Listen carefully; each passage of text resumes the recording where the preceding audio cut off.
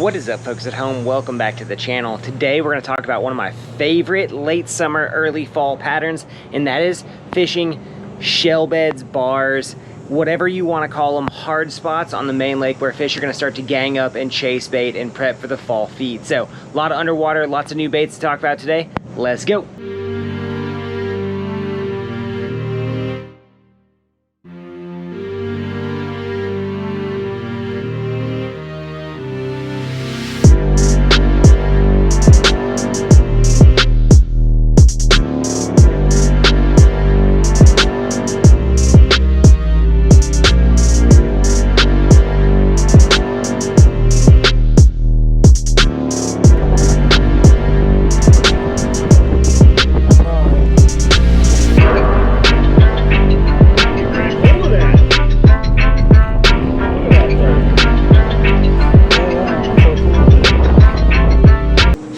Can be a tough time to fish, but it's one of my favorite times to fish personally, and that's because fish start to use structure, they start to use cover in ways that make sense. They're not scattered here and there. In that fall feed, you can really get on some of the best fish of the year and some of the best fishing of the year if you're patient and understand how to figure out those fish. So when we're talking about hard spots, shell beds, bars, whatever you want to talk about, we're talking about an area that's raised up in the lake that current washes over, and you get a ton of shells, sand, debris that kind of piles up there and creates these hard spots. When you're driving over them on mapping, you can see them as thick, hard bottom areas. My favorite way to fish these is with a jig. First up here, we've got an 1/8 ounce ebb and flow upgrade jig with a snack craw from Great Lakes Finesse on it in my favorite green pumpkin orange color, and let me tell you, this is just a bite getter. And what I do when I get to these areas is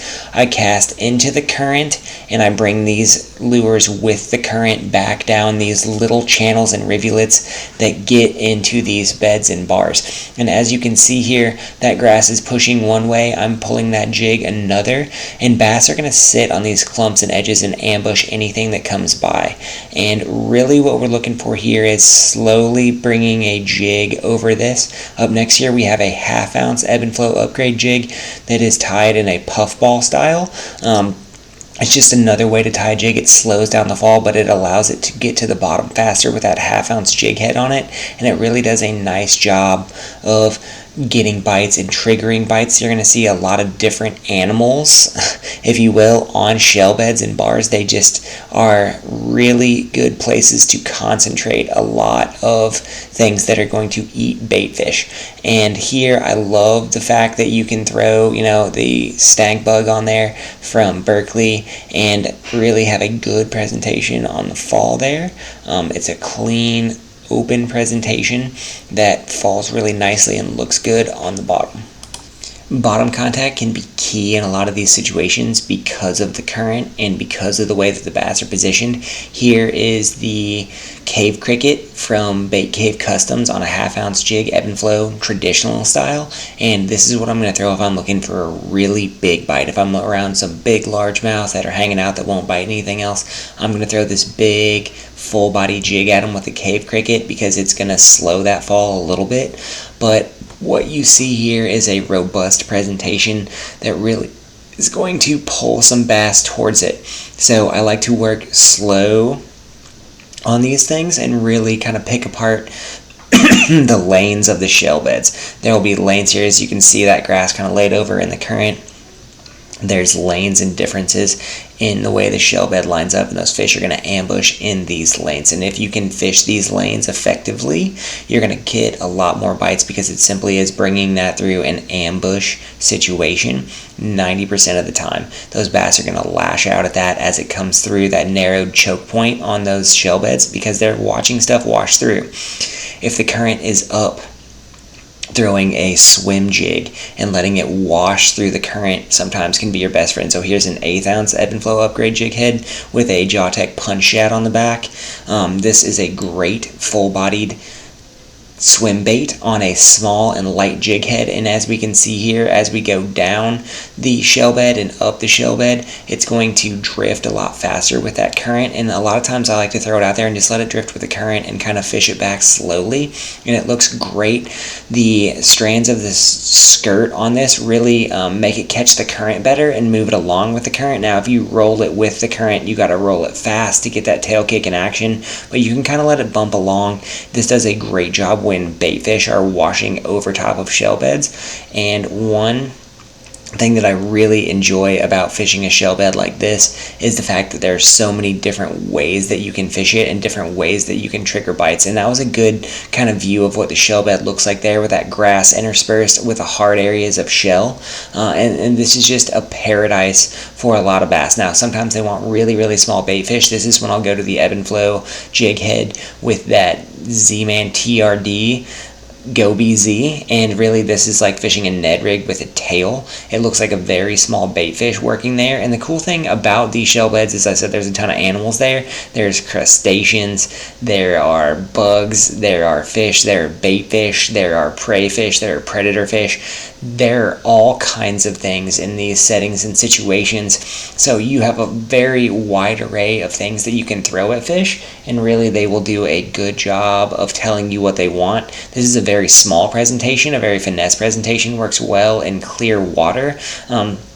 Works well in goby situations. Here you have the Bait Cape Customs flatworm, and this is one that's, you know, in that bait fish color, for one, because those bait fish are going to sit on the bottom and try to pick up, you know, things to eat, and two, because you can kind of pull it up out of the cover and do a lot of different things with it when that is going on. You can really be dynamic in what you're doing here. It also could look like, you know, a log perch or something sitting on the bottom, or a bait fish that's hiding. It does a really good job for me of, you know, covering that base and doing a lot of different things really, really well. I like profiles here that do a lot of things well. This, you know, looking like a bottom dwelling fish coming through there. But the cool thing about it, you see a spook bait fish out there. The cool thing about this is you can also tickle wind it over the top of these grass and weeds and really do a good job of fishing it through various cover really well. So here is, you know, tickle winding that bait over top of these. It gets a really good roll and bounce on that upgrade jig head. And as you can see here, the upgrade is very versatile. You can do a lot of good things with this jig head, and it does a lot of things well. As you're rolling through here, tickle winding it, look at all the fish and just life that is present on a shell bed, right? You have tons of bait fish, tons of bluegill, tons of perch, tons of crawfish, different things. Here's that 4-inch cave craw by Bait Cape Customs, and this is unpegged Texas rig. This is great to throw when the water is in the 50s and the 60s. And the crawfish are super active. This is a really good, robust profile, and it does a good job of kind of navigating all of the things that you're going to see on the shell bed. But the cool thing about it is it's super realistic, and it really gives you the opportunity to present bass with something that passes the eye test and is a certified fish catcher. This craw I've been fishing all summer, and I've caught fish with it in almost every situation where I've thrown it. It does a great job of just getting bit, and a lot of times, if you can get on a shell bed and if you can generate bites, you're gonna find schools of fish that'll start viciously attacking everything. So unweighted, unpegged Texas rig is a really good tool that you can go to if they're not biting the jig. Say they're a little skittish that day, it's something that you can go to. But think of shell beds as the truck stops of the lake. Here you've got log perch on the shell bed, right? And you can see that they're sitting in those lanes that we talked about. And when bait fish and things sit in those lanes, they become good ambush points for bass. And the cool thing about this is it's repeatable on every bar.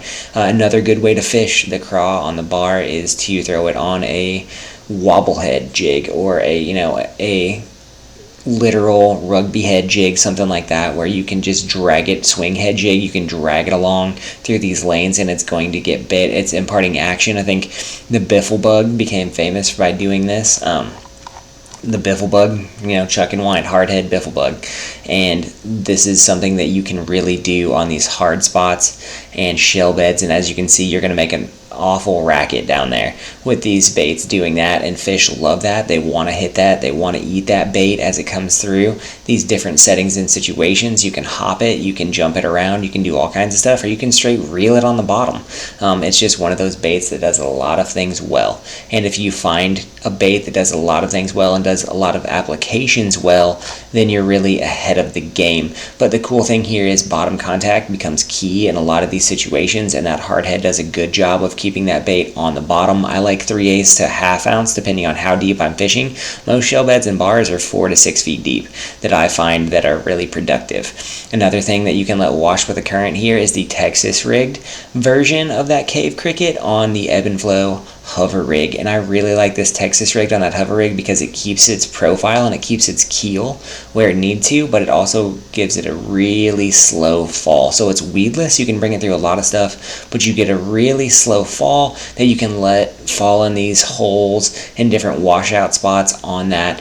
And really fishing this with the current like this and just throwing it out there, letting the current wash it and letting it fall, pick it back up, let the current move it along is a great way to fish a shell bed. When you're talking about shell beds, you're talking about really productive areas if you time them right, and if fish are feeding on those shell beds, you can really whack them. But if they're not actively feeding, this is a great way to get reaction bites, or a lazy bite, if you will, from fish, because it simply is a way to present something in the strike zone, but present it super slow and super modified, if you will. This isn't a presentation that a lot of fish see a lot of. The hover rig is something that I just started fishing this year because Dave just created it this year, and finding its applications and finding the different ways to fish it becomes super important and super involved in this process. And this is a great way to fish this bait because the cave cricket, one, is a great profile bait, and two, the hover rig just does it. Up last here is the swim bait. I love throwing 4 to 5 inch swim baits on jig heads through here, and I want to throw it on a jig head for a couple reasons.